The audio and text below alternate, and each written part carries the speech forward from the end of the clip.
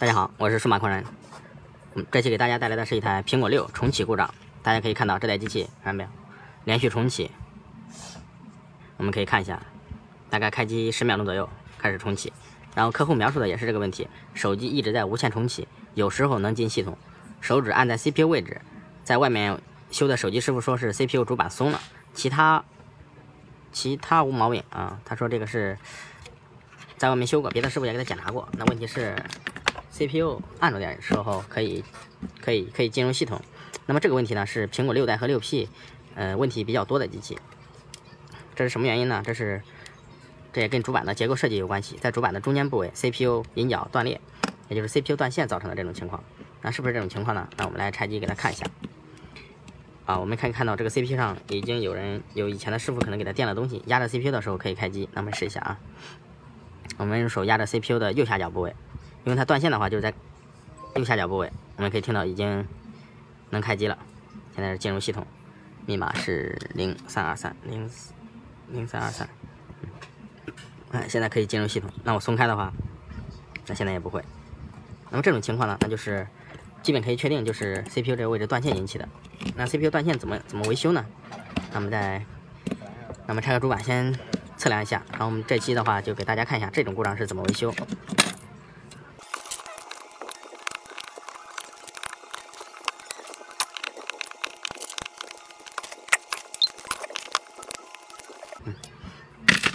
好，我们已经把主板取下来，我们可以看到这个主板在这个位置稍微有一点点弯，也就是说这一般的话出这个问题的机器都是由于摔过引起的。我们可以看一下壳子，也可以看出来，壳子的话这个部位有稍许的弯曲。那么怎么样想确定可以测量能不能测量出来呢？那我们可以测量出来的啊，因为这个断点部位我们已经知道它在哪里，所以说怎么样去测量呢？那我们给大家看一下，先把这个位置给它这个铁皮罩给它去掉，给它掰断。这个铁皮罩下面是什么呢？就是逻辑码片，这是逻辑部分工作的一个小芯片。这个芯片如果是不稳定的话，就会出现重启的这种情况。那么怎么样去测量这个问题呢？那我们它的测量方法是什么呢？那我们来给它测一下看看啊。正常的情况下，我们如果测这个码片的话是测不出来的，因为码片需要拆下来才能测量得出来。那我们不拆码片的情况下，可以测它的外接组织。来判断一下，你比如说这个码片它是 IRC 总线的话，它需要有上拉电阻 1.8 伏的供电，那我们直接测这个上拉电阻的下端，也就是说到这个芯片的这一端。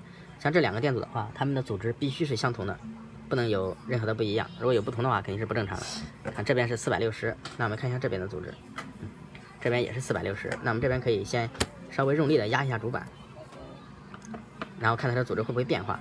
如果这个组织有变化的话，或者不稳定的话，那么就是下面断线引起的。但是有的时候它断线不太明显，你测的话可能就是测不出来。那我们来测一下，看能不能测出来啊？有的时候你单测一次的话测不出来，得多测2次。我们可以看到还没有，现在组织变成了700多，那么就证明这条线它是有时候断路，有时候通路，它是有问题的。也就是说它出现在这个700的时候，那么它就组织变大的时候，就证明是断线了。然后我们稍微轻轻的松开这个板子的时候，那么它又变成正常的组织现在一直是714。如果是在两个都是400欧的组织的时候，那么它就可以进入系统。那么这种问题我们怎么修呢？那这基本就可以确定在左边的这条线是断线的。那我们今天就给大家看一下这个问题是怎么来修复的。首先呢，我们把这个 CPU 的罩子给它拿下来。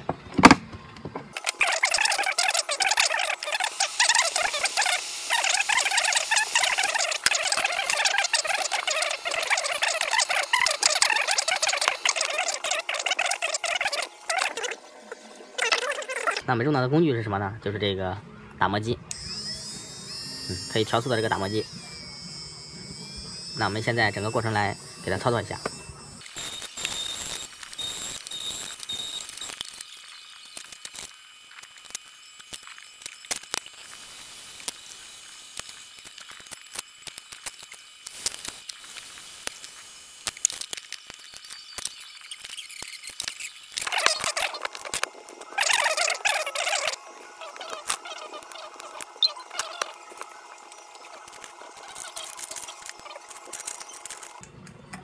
好，现在机器已经开机，我们可以看到0323，你看到机器现在操作是正常的。那我们等一下测试一会儿，如果不重启的话，那么就没有问题了。那么为什么？那我们可以，我找了一个板子，那我们可以看一下这个机器为什么要这么接呢？它们断线的部位在哪里呢？就在这里，这第1、2、3，第一行的第3个和第2行的第3个点。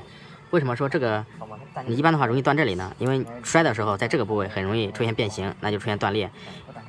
因为这个部位只有这2条线是有信号的，也就是说有用的2条线，在它的旁边，你比如说这边你看黑色的都已经掉了，那就是它是空点。然后在它的上面这4个的话是地线，是无所谓的。然后在它上面也是空点，所以在它的周边全部是空点。如果虚焊的话，其他点掉了也没事，但这2个点不能断，随便断1根就会出现重启情况。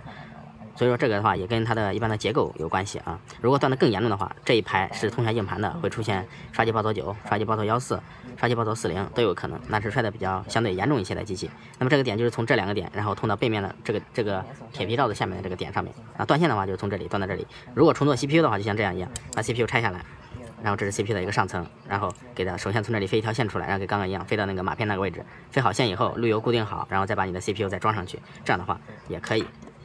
这是个 A8 CPU， 我们可以看一下 CPU， 你看它的引脚是非常非常密的，基本用肉眼看的话，你很难数得过来，正常的有1000多个引脚。然后我们再看一下这个硬盘，你看硬盘的引脚有多大？硬盘的一个引脚差不多有 CPU 4个引脚到5个引脚那么大，所以说摔机的时候我们可以看一下哪里容易虚焊，硬盘基本是不可能会虚焊的。如果硬盘虚焊的话，你像它周边的这是电源芯片，你看引脚也很小，它的背面就是 CPU 就更容易虚焊。所以说有很多朋友问换硬盘以后硬盘会不会虚焊啊？